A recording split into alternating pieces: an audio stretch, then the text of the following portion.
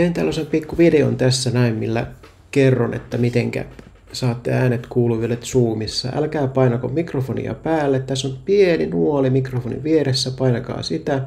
Siellä on Test Speakered Microphone vaihtoehto. Klikatkaa se. Ja tästä kun painaa, täällä on monta vaihtoehtoa mulla. Ehkä teillä joku 1 tai 2. Mutta kokeilkaa ne läpi.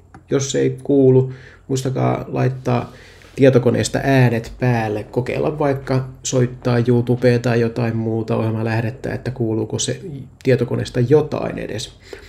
Ja sitten sen jälkeen täällä Zoomista valitsee tämän, tai sitten jos ei kuulu, valitsee tämän ei, kokeile toista kaiutinta.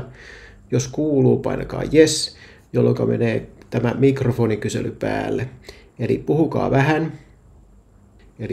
vähän. Ja sitten se laite toistaa teille teidän puhuman sanan. Jos ei toista, niin klikatkaa tätä ei, kokeile toista mikrofonia tai tästä valitsee sitten jonkun toisen mikrofonin.